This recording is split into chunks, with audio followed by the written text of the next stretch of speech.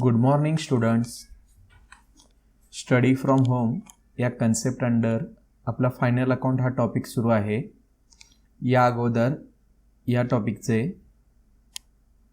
11 problems मी व्हिडिओच्या माध्यमातून 12 account या चॅनलवर अपलोड केलेले आहेत.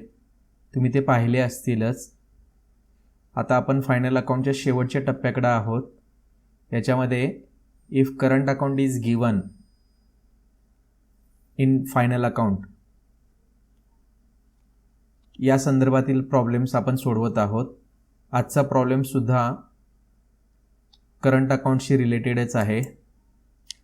आजचा प्रॉब्लेम फेब्रुवारी 2017 HSC एक्झामला आलेला प्रॉब्लेम आहे. याच्यामध्ये करंट अकाउंट आलेला आहे.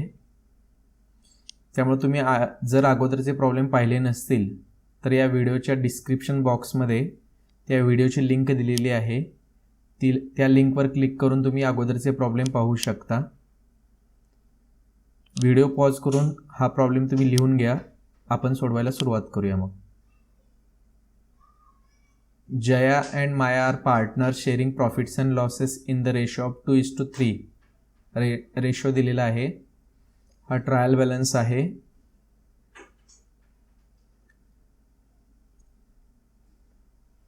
नेक्स्ट ॲडजस्टमेंट दिलेले आहेत आपल्याला 1-4 ॲडजस्टमेंट.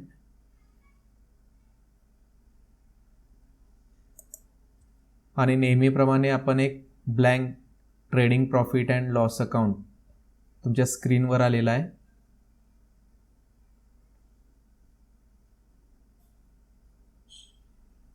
आणि नेक्स्ट पेजवर बॅलन्स शीट तयार करायची आहे. आता या प्रॉब्लेममध्ये करंट अकाउंट आपण सेपरेट तयार करणार आहोत. याच्या अगोदरच्या प्रॉब्लेममध्ये मी तुम्हाला करंट अकाउंट बॅलन्स शीटमध्येच कसा तयार करायचा हे दाखवलं होतं. या प्रॉब्लेममध्ये करंट अकाउंट आपण सेपरेट तयार करणार आहोत. त्यामुळं बॅलन्स शीटच्या खाली करंट अकाउंटचा एक फॉर्मॅट तयार करायचा आहे. फॉर्मॅट तोच आहे जो आपण कॅपिटल अकाउंटसाठी वापरतो आहे. By balance brought down, by interest on capital, by net profit, to drawings, to balance carried down. Capital अकाउंटमध्ये आपण जे प्लस करतोय ते क्रेडिटला मांडायचं आणि कॅपिटल अकाउंटमध्ये जे मायनस करतोय ते डेबिटला मांडायचं. अशा प्रकारे आपला हा करंट अकाउंट असेल. बॅलन्स शीट असेल. ट्रेडिंग अकाउंट हा खालचा portion profit and loss account. Let start. Jaya and Maya are partners sharing profits and losses in the ratio of 2:3. हा त्यांचा रेशो दिलेला आहे 2:3. याचा अर्थ यांना प्रॉफिट झाला तर या रेशोमध्ये त्यांना डिस्ट्रीब्यूट करायचं आहे. म्हणजे फर्स्ट पार्टनरला 2 हिस्सा येईल, सेकंड पार्टनरचा हिस्सा 3 असेल. जेव्हा NPची स्टेप येईल आपली GP झाल्यानंतर त्यावेळी याचा आपण विचार करणार आहोत. हा ट्रायल बॅलन्स दिलेला आहे. ट्रायल बॅलन्स आपण trading account, profit and loss account balance शीटमध्ये पोस्ट करतो. शॉर्टमध्ये ट्रेडिंग अकाउंटच्या डेबिट साईडला आपण TD लिहितो. ट्रेडिंग अकाउंटच्या क्रेडिट साईडला TC, प्रॉफिट लॉसच्या क्रेडिट साईडला PC, प्रॉफिट लॉसच्या डेबिट साईडला PD. त्यानंतर बॅलन्स शीटच्या लायबिलिटी साईडला L आणि असेट साईडला A लिहितोय. तेच आता आपण ट्रायल बॅलन्समध्ये लिहिणार आहोत. तुम्ही प्रॉब्लेम लिहिला असाल. आता माझ्याबरोबर सोडवायला सुरुवात करा. Purchases TD, insurance PD, rent rates and taxes PD, office expenses PD, land and building asset, plant and machinery asset, furniture asset, carriage inward. Carriage पहिल्या किंवा दुसऱ्या प्रॉब्लेममध्ये मी कॅरेजबद्दल डिटेल सांगितलेलं आहे. Carriage inward, carriage on purchase, carriage on sales, carriage outward अशा वेगवेगळ्या नावानं हा अकाउंट येतो. इनवर्ड हा ट्रेडिंग एक्सपेन्सेस आहे त्यामुळं TDला येणार. कॅरेज आउटवर्ड आलं तर ते PDला येतं. Sundry debtors asset, stock TD, wedges and salaries, पहिला अकाउंट महत्त्वाचा, पहिला वेजेस आहे त्यामुळं तो येईल टी डीला. जर सॅलरी अँड वेजेस आलं तर ते मात्र येणार पी डीला. Next cash in hand asset, cash at bank asset, drawings L. Trial बॅलन्सची डेबिट साईड संपलेली आहे. आपण ट्रायल बॅलन्सच्या क्रेडिट साईडला आलेलो आहोत. Sundry creditors L, sales T C, R D D P D. हा जो ट्रायल बॅलन्समध्ये आर डी डी आलेला आहे हा ओल्ड आहे, त्यामुळे इथं तुम्ही पुढं तुमच्या सोयीसाठी लिहा ओल्ड आर डी डी आहे. आपला फॉर्मॅट आहे पहा प्रॉफिट लॉसचा, 2 bad debts plus new bad debts plus new R D D less old R D D. इथं हा ओल्ड आर डी डी इथं मांडायचा, आपल्या ट्रायल बॅलन्समध्ये आलेला ओल्ड आर डी डी. त्यामुळे इथं आपण लिहिलेलं आहे old R D D 2000 P डीला येतो. कमिशन ट्रायल बॅलन्सच्या क्रेडिटला आलेला आहे, ते आपलं इन्कम आहे त्यामुळे ते येईल पी सीला. Capital L, current account L. या प्रॉब्लेममधली महत्त्वाची adjustment current account. Trial balance झालेला आहे, कंप्लीट झालेला आहे. आता आपण ॲडजस्टमेंटमध्ये येऊया. First adjustment, closing stock was valued at ₹22,600.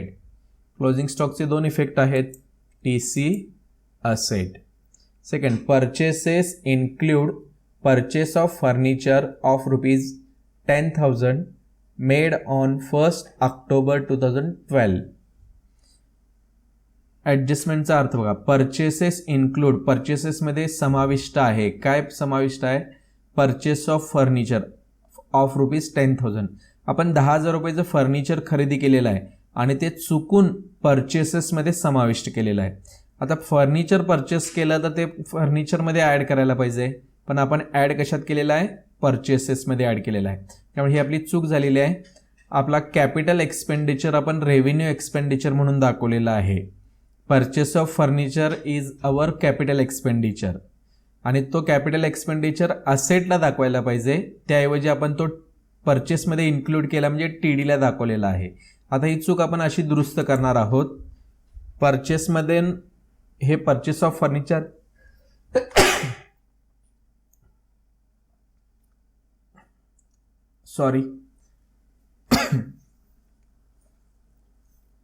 परचेसमधून purchase of furniture नावानं 10,000 आपण मायनस करणार आहोत. परचेसेस टी डीला असतात त्यामुळे टी डीला मायनस होईल. आणि सेकंड इफेक्ट, फर्निचर असेटला असतं त्यामुळे असेटला आपण ते फर्निचरमध्ये प्लस करणार आहोत. नेक्स्ट, आता याची टिकमार्क करूया. पहिली टिकमार्क परचेसेसला करूया आणि दुसरी टिकमार्क फर्निचरला करूया. Purchases, next furniture. परचेसेसला एक टिकमार्क झाली आणि फर्निचरला एक टिकमार्क झालेली आहे. Next adjustment, depreciate land and building at 10% per annum and machinery at 10% per annum and furniture at 20% per annum. Adjustment now depreciation A minus PD, land building, machinery and furniture. Tick mark करूया याचा trial बॅलन्समध्ये.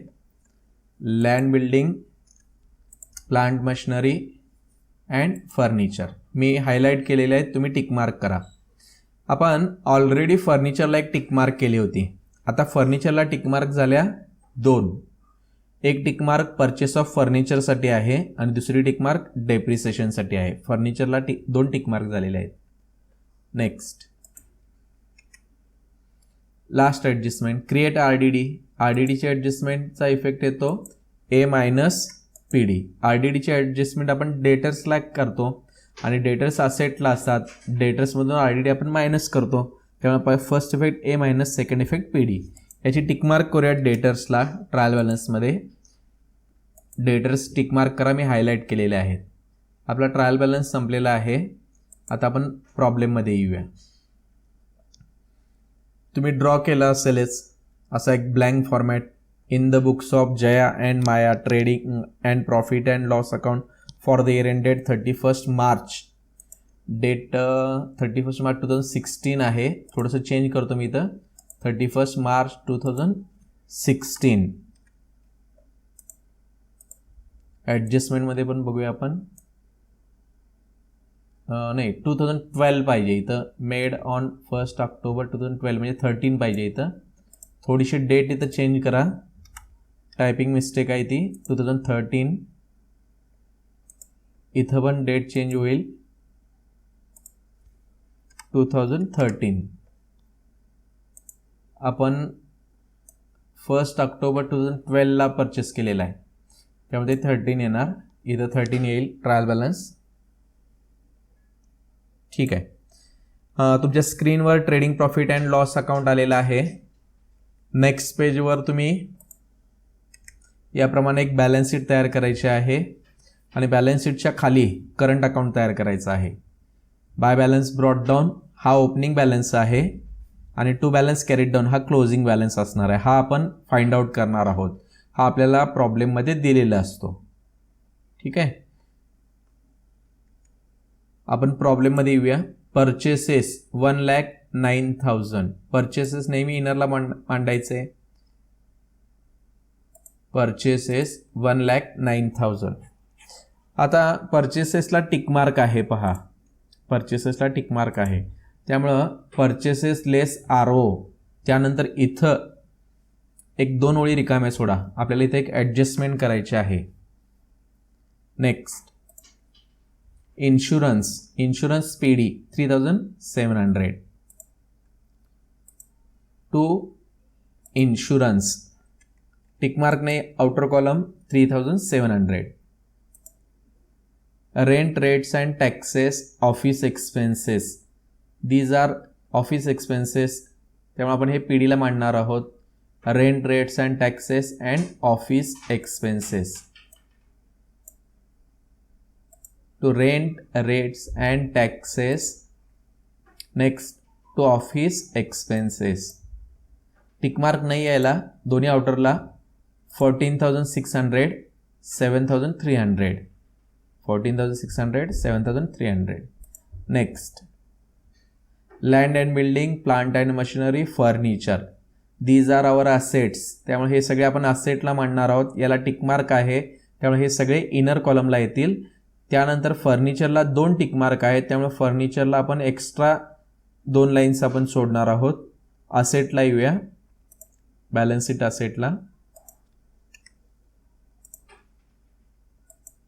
Land and building, next plant and machinery and furniture. Land and building, plant and machinery and furniture. Tick mark असल्यामुळं आपण amount inner कॉलमला land and building 3 lakhs. Plant and machinery inner column 60,000. Furniture inner column 15,000. फर्निचरला 2 tick mark आहेत. या ओळीला आपण depreciation minus करणार आहोत. आणि नेक्स्ट आणखी 2 लाईन्स इथं ब्लँक सोडा. इथं आपल्याला परचेस ऑफ न्यू फर्निचर अशी ॲडजस्टमेंट आहे, त्यामुळे इथं फर्निचरच्या खाली 1 2 3 लाईन्स आपल्याला ब्लँक लागतील फर्निचरसाठी. नेक्स्ट कॅरेज इनवर्ड TDला येतं. Carriage inward 3,700. To carriage inward outer column 3,700. परचेसला फर्निचरची ॲडजस्टमेंट करण्यासाठी आपण इथं 2 ब्लँक लाईन सोडलेल्या आहेत. Carriage inward 3,700. Next sundry debtors असेटला 88,000. Sundry debtors 88,000. टिकमार्क आहे, त्यामुळे सनरी डेटर्स इनरला मांडणार आहोत आपण.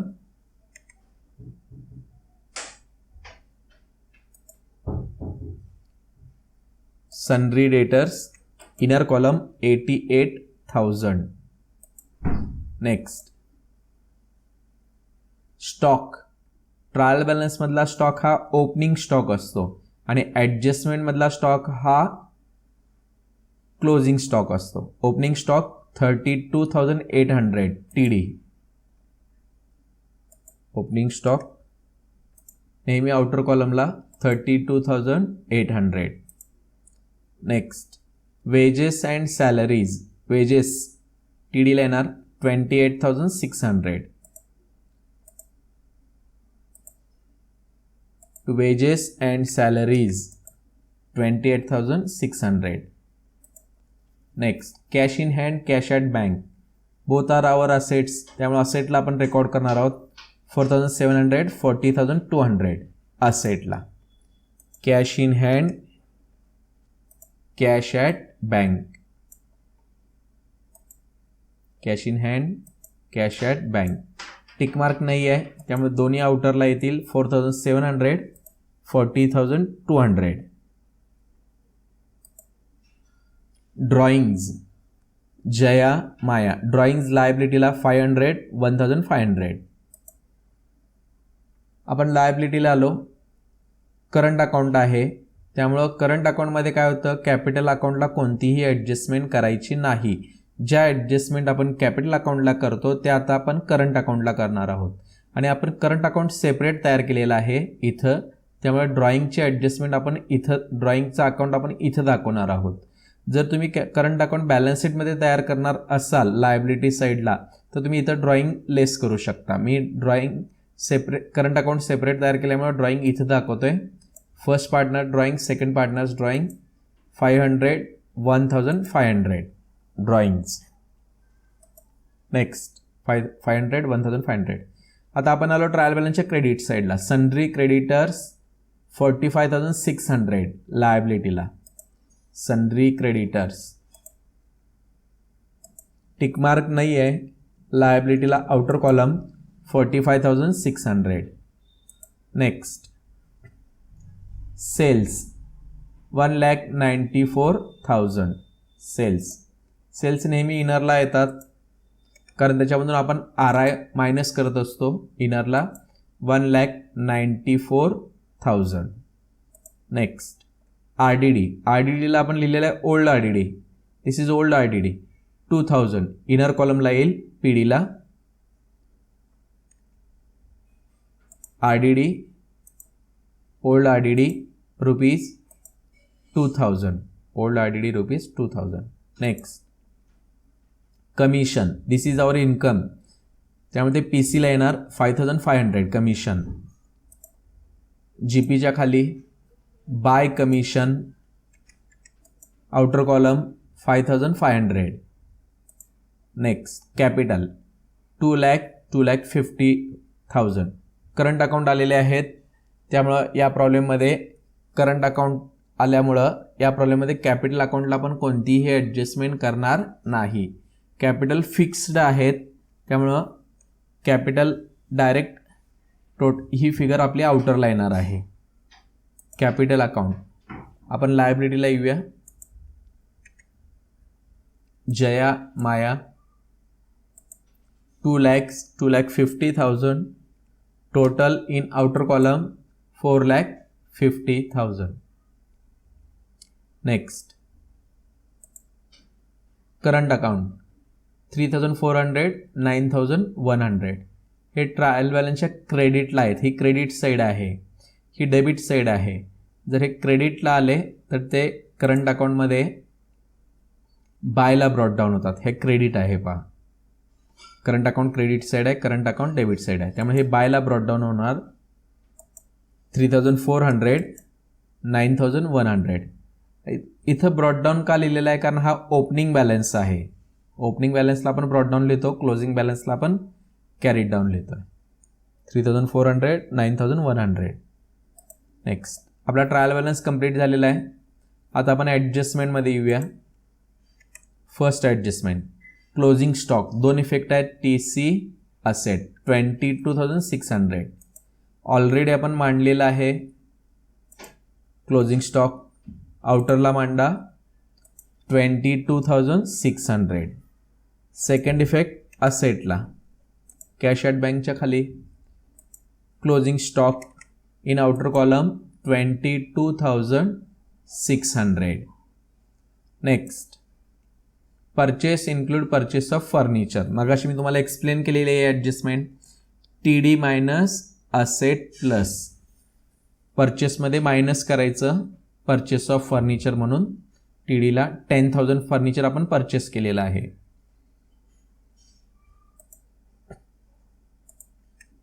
परचेस लेस आरो. ट्रायल बॅलन्स संपलेला आहे. ट्रायल बॅलन्समध्ये आरो आलेला नाही आहे. आपण इथं डॅश करणार आहोत. लेस आन्सर येईल 1,09,000. याच्यामध्ये फर्निचर लेस करणार आहोत. फर्निचरची adjustment less purchase of furniture. इथं आपण लिहिलं less purchase of furniture. Furniture आपण 10,000चं परचेस केलेलं आहे. आउटरला आन्सर येईल 99,000. 99,000 हा झाला फर्स्ट इफेक्ट. आपण फर्निचर परचेस केलेलं आहे पण परचेसमध्ये दाखवलेलं आहे त्यामुळे परचेसमधून मायनस केलं. सेकंड इफेक्ट फर्निचर परचेस केल्यामुळे फर्निचरमध्ये आपण ॲड करणार आहोत.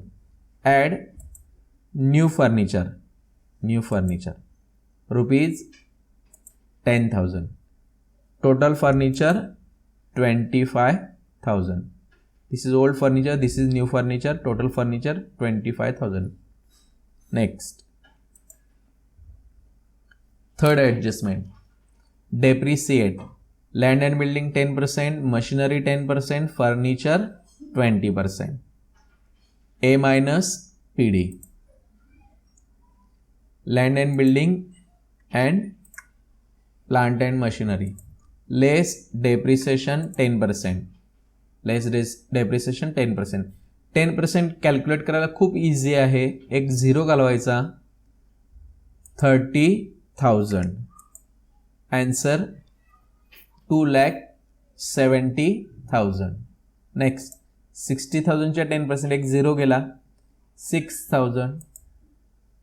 In outer column rupees 54,000. Next the फर्निचरवर आपण डेप्रिसिएशन कॅल्क्युलेट करणार आहोत. Less depreciation 20%. इथं 10% आहे, इथं मात्र 20% आहे. आता आपल्याकडे दोन फर्निचर आहेत. एक 15,000 आणि सेकंड 10,000. असं टोटल फर्निचर आहे 25,000चं आणि त्याच्यावर डेप्रिसिएशन आपल्याला कॅल्क्युलेट करायचं आहे 20,000चं. आता थोडंसं आपण फर्निचरबद्दल पाहूया.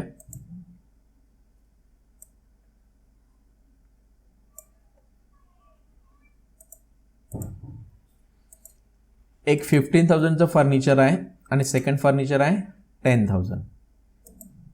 हे 10,000चं फर्निचर आपण परचेस केलेलं आहे 1 ऑक्टोबरला. 1 ऑक्टोबर. आपली ट्रायल बॅलन्सची डेट जर पाहिला तुम्ही तर ती आहे 31 March. From 1 October to 31 March. From 1 October to 31 March 6 months होतात. त्यामुळे 10,000चं फर्निचर आपण 6 मंथ्स वापरलेलं आहे. आणि राहिलं पहिलं फर्निचर 15,000 याच्याबद्दल आपल्याला काहीच सांगितलेलं नाही. आपण इथं ॲझ्युम करतोय, गृहीत धरतोय ते 12 मंथ्स वापरलेलं आहे. आणि रेट ऑफ डेप्रिसिएशन आहे 20%. 20% म्हणजे 15,000वर 12 मंथ्स 20%. त्याचं अमाऊंट येईल 3,000. 15,000 into 20 divided by 100 into 12 divided by 12. Answer आलं 3,000. सेम 10,000चं फर्निचर आपण 6 मंथ्स वापरलेलं आहे. त्यामुळे त्याचं कॅल्क्युलेशन होईल 10,000 into 6 divided by 12 into 20% means 20 divided by 100. त्याचा आन्सर येईल 1,000. टोटल डेप्रिसिएशन या दोघांची टोटल रुपीज 4,000. फर्निचरवरचं डेप्रिसिएशन मी इथे तुम्हाला कॅल्क्युलेट करून दाखवलेलं आहे. टोटल डेप्रिसिएशन आलं 4,000. फर्निचरमध्ये मायनस करूया. लेस डेप्रिसिएशन 4,000. आउटरला 21,000. इथं तुम्ही डायरेक्ट 20% कॅल्क्युलेट केला तर ते उत्तर येईल 5,000. ते उत्तर चुकीचं असणार आहे. 4,000 हे करेक्ट आहे. हा झाला फर्स्ट इफेक्ट. आपण डेप्रिसिएशन मायनस केलं. Land building, plant and furniture. Second effect P डीला येतो. डेप्रिसिएशन हा आपला एक्सपेन्सेस आहे, त्यामुळे आपण पी डीला रेकॉर्ड करणार आहोत to depreciation. Land and building, plant and machinery, furniture, त्या तिन्ही डेप्रिसिएशन आपण इनरला मांडणार आहोत आणि त्याची टोटल आउटरला मांडणार आहोत. Land and building 30,000, plant and machinery 6,000, furniture 4,000, total in outer column 40,000. Next, create RDD at 5% on debtors. A minus P D. असेटला आपण मायनस करणार आहोत RDD. डेटर्स असेटला असतात, आपण असेट लिहूया. सन्ड्री डेटर्स लेस डेप्रिसिएशन, लेस RDD, लेस. आपण इथे एक वर्ड ॲड करूया, न्यू RDD, लेस न्यू RDD. 5% आहे. पहिला 10% कॅल्क्युलेट करूया. 10% येतात 8,800, त्याच्या निम्मे 5%, 4,400. Outer in outer column rupees 83,600, 83,600. हा झाला first effect A minus. Second effect P डीला न्यू RDD 4,400, न्यू RDD 4,400. इथं फॉर्म्युला लिहिला आहे बा, न्यू RDD इनरला लिहा 4,400. आता हा चार्ट आपण कंप्लीट करूया. टू बॅड डेप्ट्स प्रॉब्लेममध्ये आलेले नाही आहेत. Dash new bad debts dash new RDD 4,400, total 4,400 less old RDD 2,000. In outer column answer is 2,400. Next, trial balance संपलेला आहे. आता आपण 3 स्टेप्स पूर्ण करणार आहोत. पहिल्या स्टेपमध्ये GP gross profit find out करणार आहोत. नेक्स्ट स्टेपमध्ये नेट प्रॉफिट किंवा नेट लॉस फाइंड आउट करणार आहोत. आणि थर्ड स्टेपमध्ये आपण बॅलन्स शीट क्लोज करणार आहोत. ठीक आहे, आपण आता GP शोधूया, फाइंड आउट करूया. या प्रॉब्लेममध्ये RI return inward means sales return आलेलं नाही आहे, त्यामुळे इथं आपण डॅश करणार आहोत. आउटरला 1,94,000. नेक्स्ट, याची टोटल करूया, इथं मांडूया. टोटल येते 2,16,600. सेम टोटल इकडं आपण डेबिटला मांडणार आहोत. TCची टोटल TDला 2,16,600. फ्रॉम 32 टू 28 याची टोटल आपण इथं साईडला करणार आहोत. ती टोटल येते 1,64,100. हे तुम्ही पेन्सिलनं मांडला तरी चालेल. इथून इथंपर्यंतची टोटल मी साईडला मांडलेली आहे 1,64,100. नेक्स्ट स्टेप, या 2,16,000 मधून हे 1,64,000 मायनस करायचं आहे. येणारा आन्सर आपला GP असेल ग्रॉस प्रॉफिट 52,500. हा आला ग्रॉस प्रॉफिट 52,500 ग्रॉस प्रॉफिट. हा ब्रॉट डाऊन करायचा by gross profit brought down.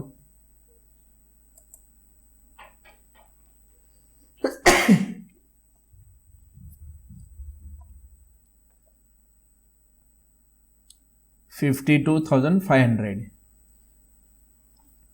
Same process आपण इथं फॉलो करणार आहोत. ही PC साईड आहे आणि ही PD साईड आहे. दोन्ही साईडची टोटल करणार. ज्या साईडची टोटल जास्त असेल त्या साईडची टोटल आपण करणार आहोत. इकडे टोटल येईल 52 + 5 + 1 57 58,000 येईल.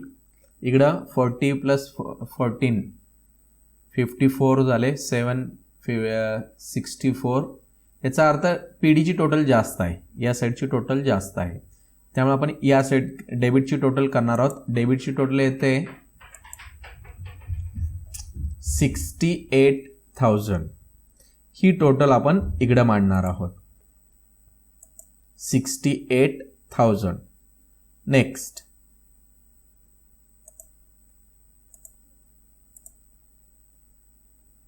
या 68 मधून हे मायनस करायचे. 52 + 5500 येणारा आन्सर आपला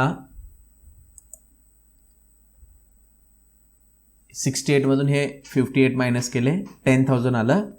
आता जर डेबिटला तुम्हाला फरक आला तर तो असतो नेट प्रॉफिट आणि इकडं फरक आला तर तो असतो नेट लॉस. त्यामुळे इथं लिहा by net loss transfer to current account.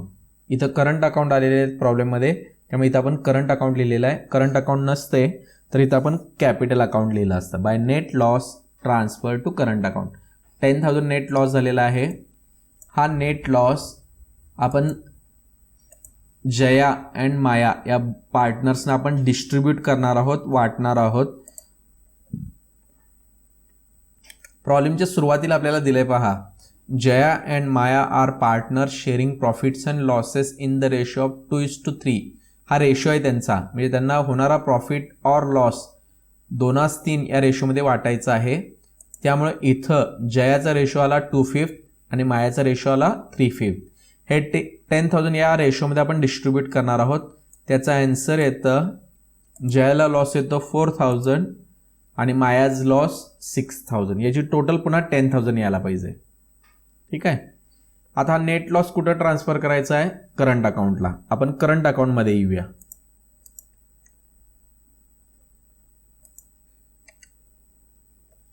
इथं करंट अकाउंट आहेत.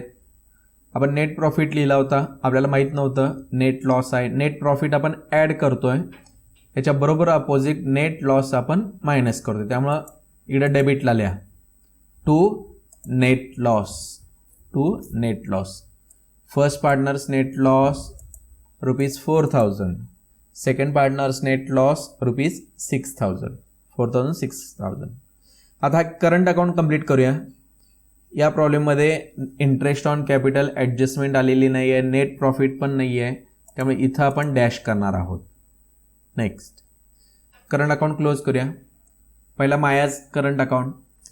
टोटल येते 9,100 आणि डेबिटची टोटल येते 7,500. याचा अर्थ क्रेडिटची टोटल जास्त आहे. मी क्रेडिटची टोटल करतोय 9,100. ही टोटल डेबिटला मांडलेली आहे मी 9,100. यामधून हे वरचे अमाऊंट मायनस करायचे.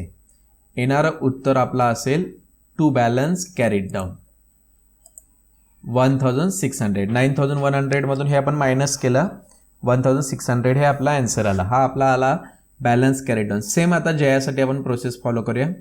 पण आता तुम्हाला लक्षात आलं का पहा, इकडं 3,400 आहे, मात्र डेबिटला इकडं अमाऊंट जास्त दिसते. इकडची टोटल येते 4,500. याचा अर्थ जयाज करंट अकाउंट डेबिट साईड जास्त आहे. जयाच्या करंट अकाउंटची डेबिट साईड जास्त आहे. ज्या साईडची टोटल जास्त असेल त्या साईडची आपण टोटल करणार आहोत. त्यामुळे इकडची टोटल येते 4,500 आणि आता ही टोटल आपण क्रेडिटला मांडणार आहोत. इथं बरोबर आपण अपोजिट केलं होतं, कारण क्रेडिटची टोटल जास्त होती. 9,000 आपण इकडं मांडले आणि या 9,000 मधून वरची रक्कम वजा केली. आन्सर आलं 1,600. आता 4,500 आपण इकडं मांडणार आहोत क्रेडिटला 4,500 आणि 4,500 मधून हे मायनस करणार आहोत. मायनस करून आल्यानंतर आन्सर येतं 1,100. 1,100. इकडं आपण लिहिलेलं आहे टू बॅलन्स कॅरीड डाऊन. क्रेडिटला येणार बाय बॅलन्स कॅरीड डाऊन. क्रेडिटला बाय बॅलन्स कॅरीड डाऊन. आता हा जो कॅरीड डाऊन आलेला आहे तो बॅलन्स शीटमध्ये येतो, तो बॅलन्स शीटमध्ये मांडायचा. ठीक आहे. नेक्स्ट कसा मांडायचा, तो कुठल्या साईडला मांडायचा? इथं मी आता बाण करून दाखवलेले आहेत बघा, 2 ॲरो दाखवलेले आहेत.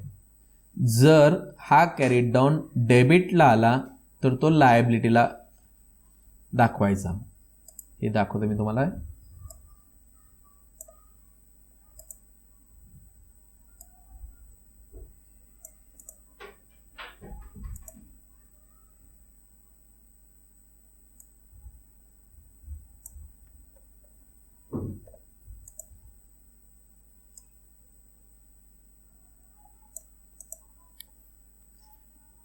हा कॅरीड डाऊन जर क्रेडिटला आला तर तो असेटला येईल आणि जर तो डेबिटला आला तर तो लायबिलिटीला येईल. ठीक आहे. त्यामुळं मायाज करंट अकाउंट हे लायबिलिटीला येईल. मायाज करंट अकाउंट लायबिलिटीला 1600. Maya's current account 1600. ऑलरेडी आपण जयाचं पण करंट अकाउंट मांडलेलं आहे, पण जयाज करंट अकाउंट येणार नाही, फक्त मायाज करंट अकाउंट येईल. In outer column 1600. करंट अकाउंटच्या खाली लिहा माया 1600. हे 1600 क्रेडिटला का मांडले, लायबिलिटीला का मांडले, कारण हा याचा करंट अकाउंट डेबिटला या साईडला कॅरीड डाऊन आलेला आहे. नेक्स्ट जयाज करंट अकाउंट क्रेडिटला कॅरीड डाऊन आला आहे पहा, त्यामुळे तो आपण कुठं मांडणार आहोत, असेटला. Jaya's current account ₹1100. क्लोजिंग स्टॉकच्या खाली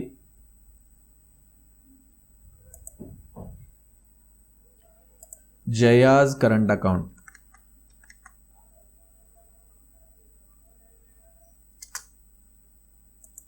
इन आउटर कॉलम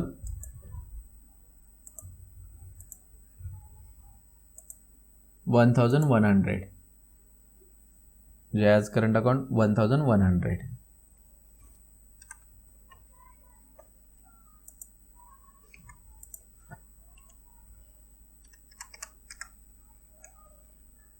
संपलेला आहे प्रॉब्लेम आता आपला. आता आपण आता चेक करूया, बॅलन्स शीट क्लोज करूया. बॅलन्स शीटची टोटल सेम येते का, मी लायबिलिटी साईडची टोटल करतोय. लायबिलिटी साईडची टोटल येते 4,97,200. सेम टोटल असेटला पण यायला पाहिजे. असेट साईडची टोटल येते 4,97,200. दोन्ही साईडची टोटल सेम आलेली आहे. आपला प्रॉब्लेम कंप्लीट झालेला आहे. पुन्हा एकदा मी इथं रिपीट करतोय. करंट अकाउंट क्लोज केल्यानंतर कॅरीड डाऊन जर डेबिट साईडला आला तर ती कॅरीड डाऊनची रक्कम लायबिलिटीला दाखवा. कॅरीड डाऊन जर क्रेडिट साईडला आला तर ती कॅरीड डाऊनची रक्कम असेटला दाखवा.